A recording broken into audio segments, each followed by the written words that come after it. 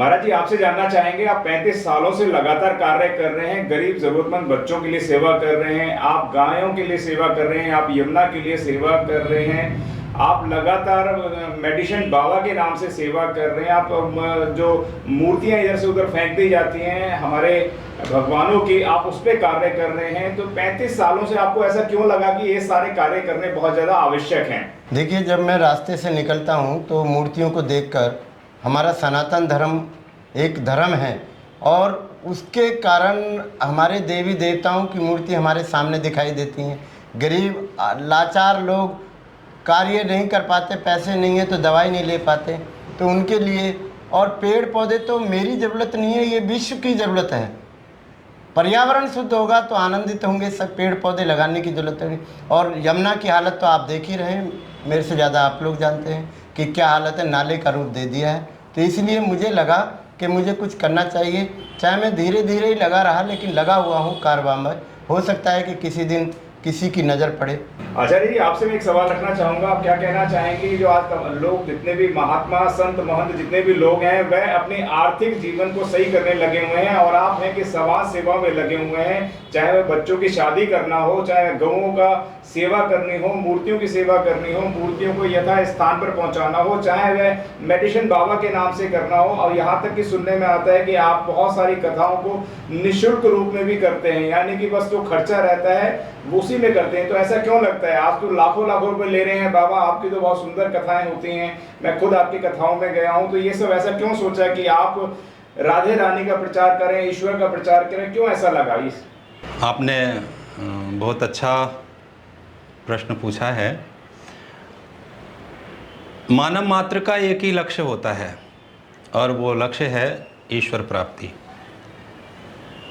हम सभी आजकल के जिस प्रकार जिस रूप में जो भी सेवाएं दे रहे हैं, उनमें ना जा कर के मैं यही कहूँगा कि हमें अपना कार्य अच्छा करना चाहिए। सही क्या है और गलत क्या है, अगर ये हम जान गए तो ही हम इंसान हैं। और अगर हम ये नहीं समझ पाए कि हम सही क्या है गलत क्या है, तो अगर सही गलत को जो लोग जानते हैं तो वो सही मायने में मानव हैं, इंसान हैं, और तभी ही वो सच्ची सेवा कर पाएंगे। तो मैं समझ चुका हूँ कि सही क्या है गलत क्या है। सही ये है कि जो भी सेवा आप दें सच्चे भाव से दें, उसमें कोई आर्थिक दृष्टि को ना देखें कि हमें इतनी कमाई करनी है, ये करना है, वो करना है। वो करना और कराना ये तो परमात्मा के ऊपर छोड़ दें। आप सच्चे अर्थों में, सही मायने में सेवा देना शुरू कर दें। तो मैं वही पूज्य महाराज श्री जी के सानिध्य में रह कर के यही करने का प्रयास कर रहा हूँ कि आप सच्ची सेवा दें। रही बात निःशुल्क की, ईश्वर कृपा से, महाराज श्री जी की कृपा से जीवन यापन तो पशु भी कर लेता है। उसको बहुत सारा कुछ करना नहीं होता है, कोई काम नहीं करना होता, पर जीवन तो वो भी जी लेता है, पेट वो भी भर लेता है। तो ऐसे पेट भरना कोई बड़ी बात नहीं है, परंतु सेवा देना, कथाओं से बहुत सारे पैसे लेकर के और फिर हम सुख संसाधनों में जाएं, वो हमें उचित नहीं लगता है। हम तो बस सेवा करना चाहते थे, और उसके साथ साथ जो समाज गलत रास्ते पर भटक चुका है, उस समाज को एक पुराण के माध्यम से, शास्त्रों के माध्यम से, कथा के माध्यम से वो उनको सन्मार्ग की ओर अच्छी दिशा दिखा सकें, हमारा ये उद्देश्य है। और ऐसा ही उद्देश्य लेकर के महाराज श्री जी के संकल्प के साथ हम जुड़े हैं, और आगे भी जैसा सामर्थ्य होगा हम इसी तरह सेवाएं देते रहेंगे। महाराज जी, बताया जाता है कि करीबन 35 साल से आप यमुना के किनारे जो है वह लगातार यमुना की सेवा करते रहते हैं, चाहे धूप हो, गर्मी हो, बरसात हो, कितनी भी सर्दी हो, चाहे कुछ भी हो, मौसम कैसा भी हो, आप लगातार जाते रहते हैं। क्यों ऐसा लगा कि यमुना के लिए कार्य करना चाहिए? और दूसरा ये कि अगर कोई आपसे जुड़ना चाहता है तो वहाँ का स्थान भी बताएं। यमुना से जुड़ने का नहीं, मैं तो जब यमुना के पास में जाता हूँ तो मन बड़ा दुखी होता है। यमुना का जो जल है ना, निर्मल जल था एक समय पर, आज वो नाले के रूप में हो गया है।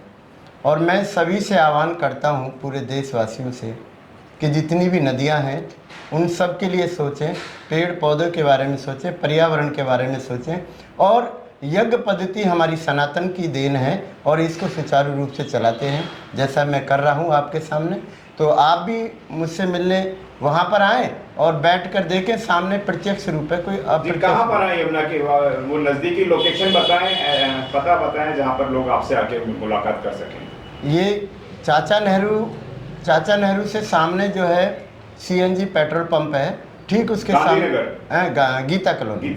गीता कॉलोनी शमशान घाट के पास में 2 वृक्ष यानी पीपल के देवता हैं, उसके बीच में हमारा यज्ञ कुंड बना हुआ है 35 साल से, वही कार्य चल रहा है हमारा।